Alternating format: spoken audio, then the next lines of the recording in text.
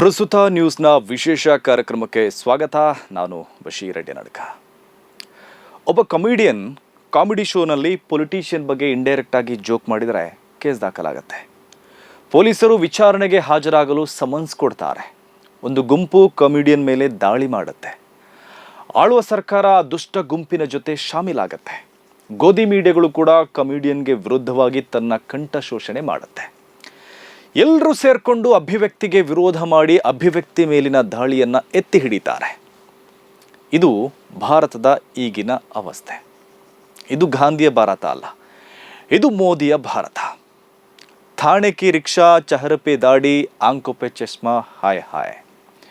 एक झलक दिखलाए कभी गुवाहाटी में चुप जाए, मेरी नज़र से तुम देखो गद्दार नज़र वो आए. ಭಾರತದ ಖ್ಯಾತ ಸ್ಟ್ಯಾಂಡಪ್ ಕಾಮಿಡಿಯನ್ ಕುನಾಲ್ ಕಮ್ರಾ ಮೊನ್ನೆ ಕಾಮಿಡಿ ಕಾರ್ಯಕ್ರಮದಲ್ಲಿ ತಮಾಷೆಯಾಗಿ ಈ ಸಾಲುಗಳನ್ನು ಹಾಡಿದ್ರು. ಆದರೆ ಕುನಾಲ್ ಕಮ್ರವರ ಈ ಸಾಲುಗಳು ಹಲವರ ಹೊಟ್ಟೆಗೆ ಬೆಂಕಿ ಬೀಳುವಂತೆ ಮಾಡಿದೆ. ಶಿಂದೆ ಬೆಂಬಲಿಗರು ಮಾತ್ರ ಅಲ್ಲ, BJPಯವರು ಕೂಡ ಉರ್ಕೊಂಡಿದ್ದಾರೆ, ಸಂಘಿಗಳು ಉಳ್ಕೊಂಡಿದ್ದಾರೆ, ಕಂಗನ ಕೂಡ ಸಿಟ್ಟಾಗಿದ್ದಾಳೆ. ನಮ್ಮ ಕನ್ನಡದ ಪಬ್ಲಿಕ್ ಟಿವಿಯ ಬಂಡಲ್ ರಂಗಣ್ಣ ಕೂಡ ಉರ್ಕೊಂಡಿದ್ದಾರೆ. ಗೋಧಿ ಮೀಡಿಯಾಗಳು ಅರಚಾಡ್ತಾ ಇದೆ. ಅವರೆಲ್ಲ ಅಭಿವ್ಯಕ್ತಿಯನ್ನು ವಿರೋಧಿಸುತ್ತಾ ಅಭಿವ್ಯಕ್ತಿಯ ಮೇಲೆ ನಡೆದ ದಾಳಿಯನ್ನು ಸಮರ್ಥಿಸ್ತಾ ಇದ್ದಾರೆ. ಈ ದೇಶದ ಪ್ರಧಾನಮಂತ್ರಿ ಮಂಗಳಸೂತ್ರವನ್ನು ಕದೀತಾರೆ ಅಂತ ಒಂದು ಸಮುದಾಯವನ್ನು ದ್ವೇಷಿಸುತ್ತಾ ದ್ವೇಷ ಭಾಷಣ ಮಾಡ್ಬೋದು. ಆದರೆ ಒಬ್ಬ ಕಮಿಡಿಯನ್ ದ್ರೋಹ ಮಾಡಿದ ರಾಜಕಾರಣಿಯ ಬಗ್ಗೆ ಪದ ಕಟ್ಟಿ ಹಾಡಬಾರ್ದು. ಕುನಾಲ್ ಕಮ್ರಾ ಕಾಮಿಡಿ ಮಾಡಿದ್ದು ದೊಡ್ಡ ಅಪರಾಧ ಎಂಬಂತೆ ಬಿಂಬಿಸ್ತಾ ಇರುವ ಶಿಂಧೆ ಪಡೆ, ಕೇಸರಿ ಪಡೆ, ಬಲಪಂಥೀಯ ಪಡೆ ಮತ್ತು ಗೋಧಿ ಮೀಡಿಯಾಗಳು ಆ ದ್ವೇಷ ಭಾಷಣಗಳ ಬಗ್ಗೆ ಚಕಾರ ಎತ್ತೋದಿಲ್ಲ. ಫ್ರೀಡಮ್ ಆಫ್ ಸ್ಪೀಚ್ ಮತ್ತು ಫ್ರೀಡಮ್ ಆಫ್ ಎಕ್ಸ್ಪ್ರೆಷನ್, ವಾಕ್ ಸ್ವಾತಂತ್ರ್ಯ ಮತ್ತು ಅಭಿವ್ಯಕ್ತಿ ಸ್ವಾತಂತ್ರ್ಯ, ಅದು ಕೇವಲ BJPಯವರಿಗೆ ಮಾತ್ರ ಇರೋದಲ್ಲ, ಅದು ಕೇವಲ ಸಂಘ ಪರಿವಾರಕ್ಕೆ ಸೀಮಿತವಲ್ಲ, ಅದು ಗೋಧಿ ಮೀಡಿಯಾಗಳ ಆಸ್ತಿಯೂ ಅಲ್ಲ, ಅದು ಪ್ರತಿಯೊಬ್ಬರಿಗೂ ಇದೆ. ಕುನಾಲ್ ಕಮ್ರಾಗೂ ಈ ದೇಶದ ಸಂವಿಧಾನ ಅಭಿವ್ಯಕ್ತಿಯ ಸ್ವಾತಂತ್ರ್ಯ ಕೊಟ್ಟಿದೆ. ಯಾವುದೇ ಅಭಿವ್ಯಕ್ತಿ ಸ್ವಾತಂತ್ರ್ಯದ ಮೇಲೆ ನಡೆಯುವ ದಾಳಿಗಳನ್ನು ನಾವು ಸಂವಿಧಾನದ ಮೇಲೆ ನಡೆಯುವ ದಾಳಿಗಳೆಂದೇ ಪರಿಗಣಿಸಬೇಕು. ಯಾಕಂದರೆ ನಮಗೆ ವಾಕ್ ಮತ್ತು ಅಭಿವ್ಯಕ್ತಿಯ ಸ್ವಾತಂತ್ರ್ಯ ನೀಡಿದ್ದು ಸಂವಿಧಾನ. ಆ ಸಂವಿಧಾನ ನೀಡಿರುವ ಸ್ವಾತಂತ್ರ್ಯವನ್ನು ಯಾವನೋ ಶಿಂದೆ, ಇನ್ಯಾವನೋ ಠಾಕ್ರೆ, ಮತ್ಯಾರೋ ಪುಂಡು ಪೋಖರಿಗಳಿಗೆ ಅಡ ಇಡೋಕ್ಕಾಗಲ್ಲ. ಹಾಗಾಗಿ ಕುನಾಲ್ ಕಮ್ರಾ ಅವರ ಅಭಿವ್ಯಕ್ತಿ ಮೇಲೆ ನಡೆದ ದಾಳಿ ಮತ್ತು ನಡೀತಾ ಇರುವ ದಾಳಿಗಳು ಸಂವಿಧಾನ ವಿರೋಧಿಯಾಗಿದೆ. ದುರಂತ ಅಂದರೆ ಸಂವಿಧಾನ ವಿರೋಧಿಯಾದ ಈ ಕ್ರಮಗಳನ್ನು ಮಹಾರಾಷ್ಟ್ರದ ಆಡಳಿತಾರೂಢರೇ ಮಾಡ್ತಾ ಇದ್ದಾರೆ. ಸಂವಿಧಾನವನ್ನು ರಕ್ಷಣೆ ಮಾಡಬೇಕಾದ ಹೊಣೆಗಾರಿಕೆಯುಳ್ಳವರು, ಅಭಿವ್ಯಕ್ತಿ ಮೇಲಿನ ದಾಳಿಯನ್ನು ತಡೀಬೇಕಾದ ಜವಾಬ್ದಾರಿಯುತ ಸ್ಥಾನದಲ್ಲಿರುವವರೇ ಮಹಾರಾಷ್ಟ್ರದಲ್ಲಿ ಅಭಿವ್ಯಕ್ತಿಯ ಮೇಲೆ ದೌರ್ಜನ್ಯ ನಡೆಸ್ತಾ ಅಭಿವ್ಯಕ್ತಿ ಮೇಲಿನ ದಾಳಿಗೆ ಪ್ರೋತ್ಸಾಹ ಕೊಡ್ತಾ ಇದ್ದಾರೆ. ಇದು ನಿಜಕ್ಕೂ ನಮ್ಮ ಪ್ರಜಾಪ್ರಭುತ್ವ ವ್ಯವಸ್ಥೆಯ ದುರಂತ ಎನ್ನಬಹುದು. ಕುನಾಲ್ ಕಮ್ರಾ ನಮ್ಮ ನಾಯಕನ ತೇಜೋವಧೆ ಮಾಡಿದ್ದಾರೆ, ಅಪಮಾನ ಮಾಡಿದ್ದಾರೆ, ಅವಹೇಳನ ಮಾಡಿದ್ದಾರೆ ಅನ್ನೋದು ಏಕನಾಥ್ ಶಿಂದೆ ಬೆಂಬಲಿಗರು ಮತ್ತು ಕುನಾಲ್ ಕಮ್ರಾ ವಿರೋಧಿಗಳ ವಾದ. ಅಸಲಿಗೆ ಕುನಾಲ್ ಕಮ್ರಾ ಹಾಡಿದ ಸಾಲುಗಳಲ್ಲಿ ಶಿಂದೆ ಅವರ ಹೆಸರೇ ಇರಲಿಲ್ಲ. ಶಿಂದೆ ಪದವನ್ನು ಅವರು ಬಳಸಿಯೇ ಇಲ್ಲ. ಹಾಗಾಗಿ ಇಲ್ಲಿ ಮಾನಹರಣ, ಅವಹೇಳನದ ಪ್ರಶ್ನೆಯೇ ಇಲ್ಲ. ಶಿಂದೆಯವರ ಮಾನಹರಣವಾಗಿದೆ, ಮಾನನಷ್ಟ ಕೊಡಬೇಕು ಅಂತ ಈ ಕೇಸಲ್ಲಿ ವಾದಿಸೋಕೆ ಸಾಧ್ಯನೇ ಇಲ್ಲ. ಯಾಕಂದರೆ ಕುನಾಲ್ ಕಮ್ರಾ ಸಾಲಿನಲ್ಲಿ ಶಿಂದೆ ಎಂಬ ಪದವೇ ಇರಲಿಲ್ಲ. ಆದರೂ ಅವರ ಹಾಡು ಶಿಂದೆಯನ್ನು ಗುರಿ ಮಾಡಿದ್ದು ಸತ್ಯ. ಥಾಣೆಯ ರಿಕ್ಷಾ ಅಂದರೆ ಶಿಂದೆ ಥಾಣೆಯವರು. ಒಂದು ಕಾಲದಲ್ಲಿ ರಿಕ್ಷಾ ಓಡಿಸ್ತಾ ಇದ್ದವರು. ಚೆಹರೆ ಪೆ ದಾಡಿ ಅಂದರೆ ಮುಖದಲ್ಲಿ ಗಡ್ಡ. ಶಿಂದೆಯ ಐಡೆಂಟಿನೇ ಮುಖದಲ್ಲಿ ಪೂರ್ತಿ ಇರೋ ಗಡ್ಡ. ಅದೇ ಶಿಂದೆ ಶಿವಸೇನೆಯನ್ನು ಒಡೆದು ಗುವಾಹಟಿಗೆ ಶಾಸಕರನ್ನು ಕರೆದುಕೊಂಡು ಹೋಗಿ ಉದ್ಧವ್ ಸರ್ಕಾರವನ್ನು ಕೆಡವಿದ್ರು. ಬಳಿಕ ಶಿಂದೆ CM ಆದರು. ಪಕ್ಷಕ್ಕೆ ದ್ರೋಹ ಮಾಡಿ ಅಧಿಕಾರ ಪಡೆದವರು ಎಂಬರ್ಥದಲ್ಲಿ ಶಿಂದೆ ಅವರನ್ನು ದ್ರೋಹಿ ಎಂಬಂತೆ ಕುನಾಲ್ ಕಮ್ರಾ ಹಾಡಿನ ಮೂಲಕ ಅಭಿವ್ಯಕ್ತಿಗೊಳಿಸಿದ್ದಾರೆ. ಶಿಂದೆಯನ್ನ ಕಾಮಿಡಿ ಮಾಡೋದಕ್ಕೆ ಕುನಾಲ್ ಕಮ್ರಾ ಆ ಹಾಡು ಕಟ್ಟಿರೋದು ಸತ್ಯ. ಅದು ಆತನ ಅಭಿವ್ಯಕ್ತಿ. ಆದರೆ ಕಮ್ರಾ ಅವರ ಕಲೆ ಮತ್ತು ಅಭಿವ್ಯಕ್ತಿ ಶಿಂದೆಯ ಬೆಂಬಲಿಗರಿಗೆ ಅಪರಾಧವಾಗಿ ಕಂಡಿದೆ. ಕುನಾಲ್ ಕಮ್ರಾ ನಮ್ಮ ನಾಯಕನನ್ನು ಅವಹೇಳನ ಮಾಡಿದ್ದಾರೆ, ನಮ್ಮ ನಾಯಕರಿಗೆ ಅಪಮಾನ ಮಾಡಿದ್ದಾರೆ ಅಂತ ಶಿಂದೆ ಬೆಂಬಲಿಗರು ಸಿಟ್ಟಾಗಿದ್ದಾರೆ. ಅವರು ಅಟ್ಟಹಾಸ ಮೆರೆದಿದ್ದಾರೆ. ಕುನಾಲ್ ಕಮ್ರಾ ಕಾಮಿಡಿ ಶೋ ನಡೆಯುವ ಕಾಮಿಡಿ ಕ್ಲಬ್ಗೆ ನುಗ್ಗಿ ಶಿಂದೆ ಬೆಂಬಲಿಗರು ಅಲ್ಲಿ ಪೀಠೋಪಕರಣಗಳನ್ನು ಧ್ವಂಸ ಮಾಡಿದ್ದಾರೆ. ಕುನಾಲ್ ಕಮ್ರಾ ಮೇಲೆ ದೈಹಿಕ ಹಲ್ಲೆ ನಡೆಸೋದಾಗಿಯೂ ಬೆದರಿಕೆ ಕೂಡ ಹಾಕಿದ್ದಾರೆ.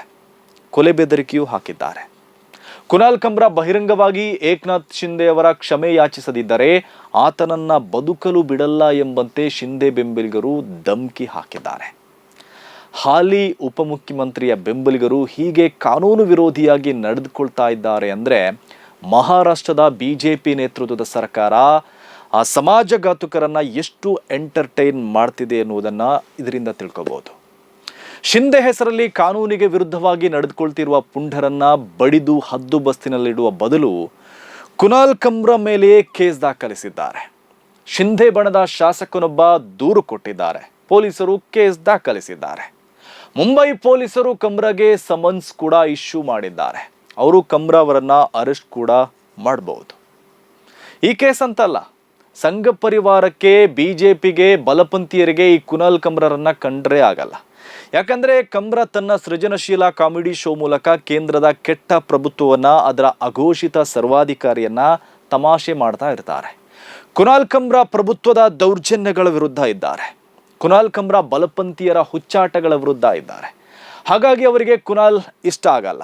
ಕುನಾಲ್ ಅವರನ್ನ ಅವರು ಆಂಟಿ ನ್ಯಾಷನಲ್ ಅರ್ಬನ್ ನಕ್ಸಲ್ ಅಂತಾನೆ ಕರೆಯೋದು. ಹಾಗಾಗಿ ಕುನಾಲ್ ಏನೇ ಕಾಮಿಡಿ ಮಾಡಿದ್ರು ಅದು ಅವರಿಗೆ ರುಚಿಸಲ್ಲ. ಹಾಗಾಗಿ ಮಹಾರಾಷ್ಟ್ರದ ಜಾತ್ಯತೀತ ಮಿಶ್ರಿತ ಕೇಸರಿ ಸರ್ಕಾರ ಕಮ್ರಾ ಮೇಲೆ ಕೇಸ್ ದಾಖಲಿಸಿದೆ.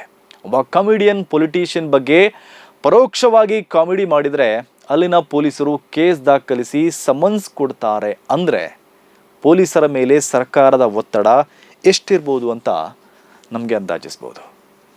ಇನ್ನೊಂದು ಕಾಮಿಡಿ ಅಂದರೆ ನಟಿ ಕಮ್ ಬಿಜೆಪಿ ಸಂಸದೆ ಕಂಗನಾ ರಣವತ್ ಕುನಾಲ್ ವಿರುದ್ಧ ಸಿಟ್ಟಾಗಿದ್ದಾರೆ. ಕುನಾಲ್ ಕಮ್ರಾನ ಅರ್ಹತೆಯನ್ನು ಆಕೆ ಪ್ರಶ್ನೆ ಮಾಡಿದ್ದಾರೆ. ಕಮ್ರಾ ಮಾಡಿದ್ದು ಅವಹೇಳನ ಅನ್ನೋದು ಆಕೆಯ ಆರೋಪ. ಈ ಹಿಂದೆ ಇದೇ ಕಂಗನ ಮೇಲೆ ಉದ್ಧವ್ ಸರ್ಕಾರ ಬುಲ್ಡೋಸರ್ ಹರಿಸಿತ್ತು. ಆವಾಗ ಈ ಕಂಗನ ಬಾಯಿ ಬಡ್ದುಕೊಂಡಿದ್ರು. ಸರ್ಕಾರ ದ್ವೇಷ, ಸೇಡು ಅಂತೆಲ್ಲ ಆರೋಪ ಹೊರಿಸಿದ್ರು. ಈಗ ಬಿಜೆಪಿ ಸರ್ಕಾರ ಕಮ್ರಾ ಮೇಲೆ ಬಿದ್ದಿರೋದನ್ನ ಕಂಗನ ಸಮರ್ಥಿಸಿಕೊಂಡಿದ್ದಾರೆ. ಆಕೆಯ ಮೇಲೆ ಉದ್ಧವ್ ಸರ್ಕಾರ ತೆಗೆದುಕೊಂಡಿದ್ದ ಕ್ರಮ ಕಾನೂನು ಬಾಹಿರ ಅಂತೆ. ಕಮ್ರಾ ಮೇಲೆ ಈ ಸರ್ಕಾರ ತೆಗೆದುಕೊಂಡಿರೋ ಕ್ರಮ ಕಾನೂನುಬದ್ಧ ಅಂತೆ. ಯಾಕಂದ್ರೆ ಇದು ಈಕೆಯ ಪಕ್ಷದ ಸರ್ಕಾರ. ಇನ್ನು ನಮ್ಮ ಪಬ್ಲಿಕ್ ಟಿವಿಯ ರಂಗಣ್ಣ ಕೂಡ ಕುನಾಲ್ ಮೇಲೆ ಕಣ್ಣು ಕೆಂಪು ಮಾಡಿದ್ದಾರೆ. ಇದು ಕಾಮಿಡಿ ಅಲ್ಲ, ಪೊಲಿಟಿಕ್ಸ್ ಅಂತ ಹೇಳಿದ್ದಾರೆ.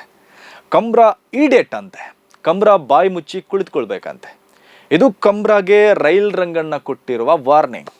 ಕುನಾಲ್ ಕಮ್ರಾ ಕಾಮಿಡಿ ಹೆಸರಲ್ಲಿ ರಾಜಕೀಯ ಮಾಡಬಾರ್ದಂತೆ. ಹಾಗಿದ್ರೆ ಈ ರಂಗಣ್ಣ ಮತ್ತು ಒಂದಿಷ್ಟು ಗೋಧಿ ಮೀಡಿಯಾಗಳಿದ್ದಾವಲ್ಲ, ಅವರು ಮೀಡಿಯಾ ಹೆಸರಲ್ಲೂ ರಾಜಕೀಯ ಮಾಡಬಾರ್ದು. ನಾವು ಮೀಡಿಯಾ ಅಂತೇಳಿ ಪ್ರಭುತ್ವದ ಬೂಟನ್ನು ನೆಕ್ಕಬಾರ್ದು. ಗೊತ್ತಾಯ್ತಲ್ಲ ರಂಗಣ್ಣ? ಕುನಾಲ್ ಕಮ್ರಾ ಕಾಮಿಡಿ ಹೆಸರಲ್ಲಿ ರಾಜಕೀಯ ಮಾಡೋದನ್ನ ಬಿಟ್ಟು ಬಿಡು. ಮೊದಲು ನೀವು ಮೀಡಿಯಾವನ್ನ ಬಳಸ್ಕೊಂಡು ಬಲಪಂಥೀಯ ರಾಜಕಾರಣ ಮಾಡ್ತಿದ್ದೀರಲ್ಲ, ಅದನ್ನ ಬಿಟ್ಟು ಬಿಡಬೇಕು. ಮತ್ತೆ ನಿಮಗೆ ಇತಿಹಾಸ ಗೊತ್ತಿಲ್ಲ ಅಂದರೆ ರೈಲ್ ಬಿಡೋದನ್ನು ಕೂಡ ನಿಲ್ಲಿಸಬೇಕು ರಂಗಣ್ಣ. ಬಾಲ ಠಾಕ್ರೆ ಶಿವಸೇನೆ ಪಕ್ಷ ಕಟ್ಟಿದ್ದು ಹಿಂದೂ ಅಸ್ಮಿತೆಯಲ್ಲಿ ಅಲ್ಲ. ಬಾಳ ಠಾಕ್ರೆ ಶಿವಸೇನೆ ಕಟ್ಟಿದ್ದು ಮರಾಠ ಅಸ್ಮಿತೆಯಲ್ಲಿ. ಅವರು ಆರಂಭದಲ್ಲಿ ಮರಾಠ ಮಹಾರಾಷ್ಟ್ರ ಫಸ್ಟ್ ಅಂದರೆ ಹೊರತು ಭಾರತ ಫಸ್ಟ್ ಅನ್ನಲಿಲ್ಲ. ಅವರಿಗೆ ಹಿಂದೂ ಮತ್ತು ಹಿಂದೂಸ್ತಾನ ಅಸ್ಮಿತೆಯಾಗಿದ್ದರೆ ಮುಂಬೈಗೆ ದುಡಿಯಲು ಹೋಗಿದ್ದ ಉತ್ತರ ಮತ್ತು ದಕ್ಷಿಣ ಭಾರತದ ಬಡ ಹಿಂದೂಗಳನ್ನು ಬಡಿತಾ ಇರಲಿಲ್ಲ. ಅವರು ಬದಲಾದ ಕಾಲದಲ್ಲಿ ತಮ್ಮ ಸ್ವಾರ್ಥಕ್ಕಾಗಿ, ತಮ್ಮ ಹಿತಾಸಕ್ತಿಗಳಿಗಾಗಿ, ತಮ್ಮ ರಾಜಕೀಯ ಲಾಭಕ್ಕಾಗಿ ಹಿಂದುತ್ವದ ಕಾರ್ಡನ್ನು ಪ್ರಯೋಗ ಮಾಡಿದರು. ಆ ಬಾಳ ಠಾಕ್ರೆ ಹಿಂದೂ ಸಾಮ್ರಾಟನೂ ಅಲ್ಲ, ಹಿಂದೂ ಅಸ್ಮಿತೆಯೂ ಅಲ್ಲ. ಅವರೆಲ್ಲ ದೊಡ್ಡ ದ್ರೋಹಿಗಳು. ರಾಜಕಾರಣಕ್ಕಾಗಿ ಸಮಾಜವನ್ನ ಹಾಳು ಮಾಡಿದ ದ್ರೋಹಿಗಳು ಅವರು. ಅದೇ ರೀತಿ ರಂಗಣ್ಣ ಕೂಡ ತಮ್ಮ ಹಿತಾಸಕ್ತಿಗಳಿಗಾಗಿ ಸಮಾಜವನ್ನ ಬಲಿ ಕೊಡ್ತಿರುವ ದ್ರೋಹಿಯೇ ಆಗಿದ್ದಾರೆ. ಈ ದ್ರೋಹಿಗಳೆಲ್ಲರೂ ಒಂದೇ ದೋಣಿಯ ಪಯಣಿಗರು. ಹಾಗಾಗಿ ಕುನಾಲ್ ಕಮ್ರಾ ಕಾಮಿಡಿ ಮಾಡಿದರೆ ಇವರ ಅಂಡಿಗೆ ಬೆಂಕಿ ಬೀಳುತ್ತೆ. ಇದು ಇವತ್ತಿನ ಪ್ರಸ್ತುತ ನ್ಯೂಸ್ ವಿಶೇಷ. ಸುದ್ದಿಗಳ ವಸ್ತುನಿಷ್ಠ ವಿಶ್ಲೇಷಣೆಗಾಗಿ ನೋಡ್ತಾ ಇರಿ ಪ್ರಸ್ತುತ ನ್ಯೂಸ್.